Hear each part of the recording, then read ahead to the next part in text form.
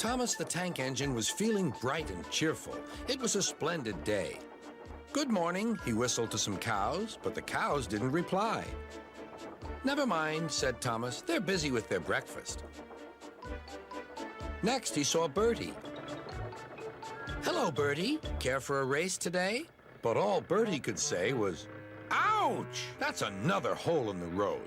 "I'm sorry, Bertie," smiled Thomas. Thomas was still in good spirits when Bertie arrived at the next station. "Bad luck, Bertie. Now, if you were a steam engine, you would run on a pair of reliable rails." "Huh," replied Bertie. "The railway was supposed to deliver tar to mend the road 2 weeks ago. You can't trust a thing that runs on rails." "I run on rails. You can trust me, Bertie. I'll see if I can find out what's happened." And Thomas puffed away towards the big station.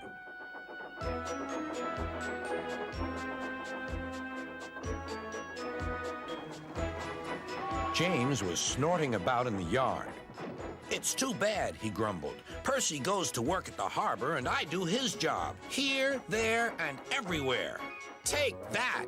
"Oh," groaned the freight cars, "just you wait. We'll show you." Gordon laughed. "I'll tell you what, James. If you pretended to be ill everywhere, you couldn't shunt freight cars here or go to the quarry there, could you?" "What a good idea," agreed James. "Look, here comes Thomas. I'll start pretending now." Thomas was sorry to see the engines looking miserable. "Cheer up," he puffed. "It's a beautiful day." "Yes," grumbled Gordon, "but not for James." "What's the matter?" asked Thomas. "He's sick," replied Gordon.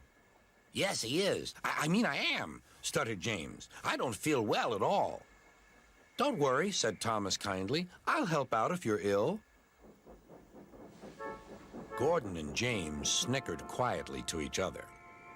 Some of James's cars were coupled behind Thomas, and he steamed away to the quarry. The cars were still cross. "We couldn't pay James back for bumping us, so we'll play tricks on Thomas instead. One engine is as good as another." But Thomas didn't hear them. He collected all the stone from the quarry and set off back to the junction.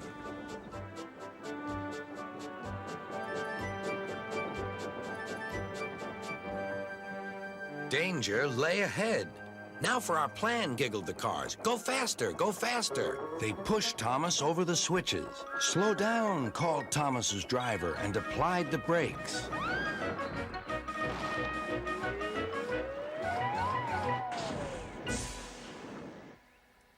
Poor Thomas stood dazed and surprised in a muddy pond as a toad eyed him suspiciously.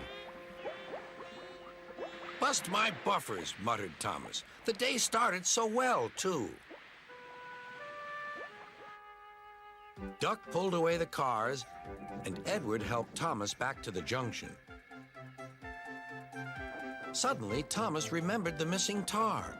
He told Edward all about it. "That's strange," said Edward. "A car full of tar has been left at my station. That must be it. Driver will make sure it gets to Bertie now."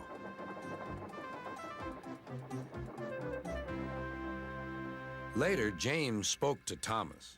"I'm sorry about your accident," he muttered, "and so is Gordon. We didn't mean to get you into trouble."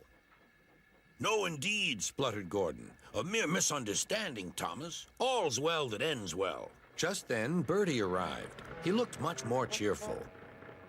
"My road's being mended now." "Oh, I am glad," replied Thomas.